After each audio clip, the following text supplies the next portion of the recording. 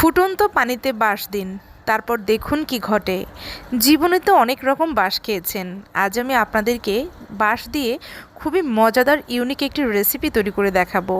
এই রেসিপি এতটাই দুর্দান্ত, একবার যদি এই বাঁশের রেসিপি খান তাহলে কোনো দিনও এই বাঁশের কথা ভুলতে পারবেন না। সবসময় শুধু বাঁশ খেতেই মন চাইবে। আপনারা যদি সম্পূর্ণ রেসিপি দেখেন আপনাদের কাছে ভীষণ ভালো লাগবে।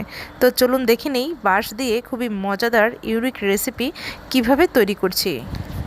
ইউনিক রেসিপি তৈরি করার জন্য এখানে আমি ছোট ছোট বেবি বাঁশ নিয়েছি। এগুলোকে বাঁশকরলও বলা হয়। তো এখন আমি এই বাঁশকরলগুলো থেকে কচি বাঁশগুলোকে বের করে নেব। তো এই কাজটি কিন্তু অতি সাবধানে করতে হবে। বাঁশের গায়ে ছোট ছোট আবরণ থাকে।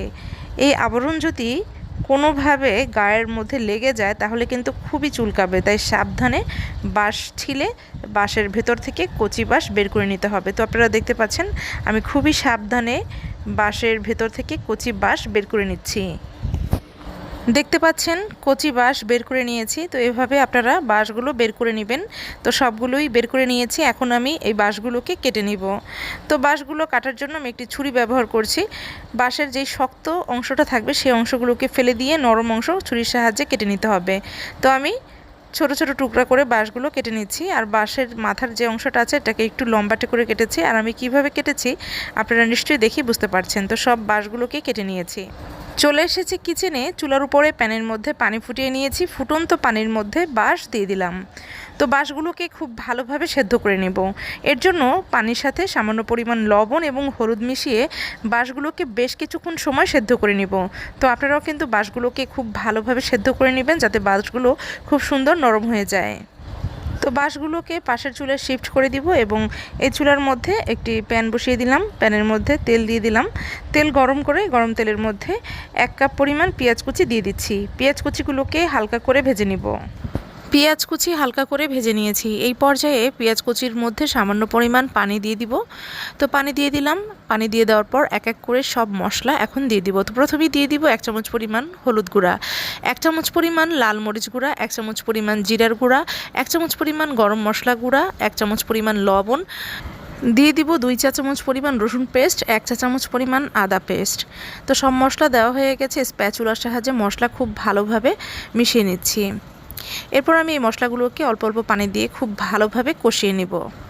মশলা যত ভালোভাবে কষানো হবে তরকারির টেস্ট তত বেশি আসবে। এই পর্যায়ে দিয়ে দিচ্ছি কচি ডাবের পেস্ট।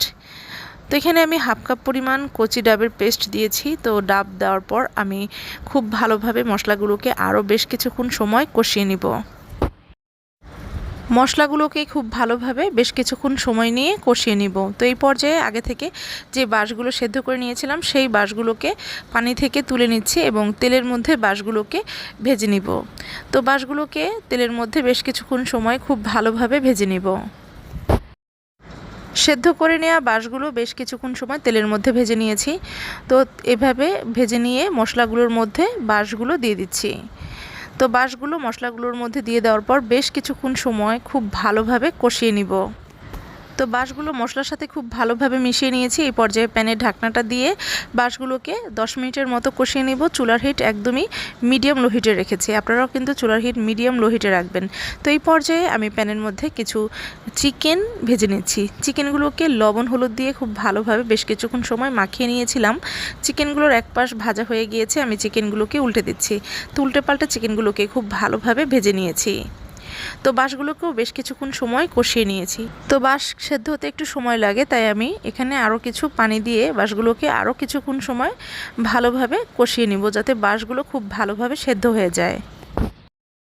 বাঁশগুলোকে খুব ভালোভাবে কষিয়ে নিয়েছি। এই পর্যায়ে আগে থেকে ভেজে নেওয়া চিকেনগুলো বাঁশের মধ্যে দিয়ে দিচ্ছি। চিকেন এবং বাঁশ আরও বেশ কিছুক্ষণ সময় কষিয়ে এরপর এর মধ্যে ঝোল দিয়ে দিব। বাঁশ এবং চিকেন বেশ কিছুক্ষণ সময় কষিয়ে নিয়েছি। এই পর্যায়ে এখানে ফুটন্ত গরম পানি দিয়ে দিব। তো এই পর্যায়ে চুলার হিট হাই হিটে রেখেছি। ঝোলগুলো যখন ফুটে আসবে চুলার হিট মিডিয়ামে রেখে প্যানের ঢাকনাটা দিয়ে বেশ কিছুক্ষণ সময় কুক করে নিব, যতক্ষণ পর্যন্ত বাঁশ খুব সুন্দরভাবে সেদ্ধ না হবে ততক্ষণ পর্যন্ত। প্রায় 20 মিনিটের মতো কুক করে নিয়েছি। ফিরে এসেছি 20 মিনিট পর। প্যানের ঢাকনাটা তুলে নিচ্ছি। দেখতে পাচ্ছেন অলমোস্ট বাঁশের রেসিপি কিন্তু তৈরি হয়ে গেল। এখন আমি একটি সার্ভিসিং ডিশের মধ্যে সার্ভ করে আপনাদেরকে দেখিয়ে দিচ্ছি খুবই মজাদার ইউনিক এই বাঁশের রেসিপিটি দেখতে কেমন হয়েছে। দেখতে যেমন সুন্দর, খেতেও কিন্তু ভীষণ মজাদার। খুবই মজাদার ইউনিক এই বাঁশের রেসিপি আপনারা এভাবে একবার হলেও রান্না করে খেয়ে দেখবেন। রেসিপিটি এতটাই দুর্দান্ত, একবার খেলে এর স্বাদ কখনোই ভুলতে পারবেন না। আশা করি আজকের এই মজাদার বাঁশের রেসিপি আপনাদের কাছে ভীষণ ভালো লেগেছে। এই বাঁশের রেসিপি আপনারা অবশ্যই একবার হলেও ট্রাই করবেন।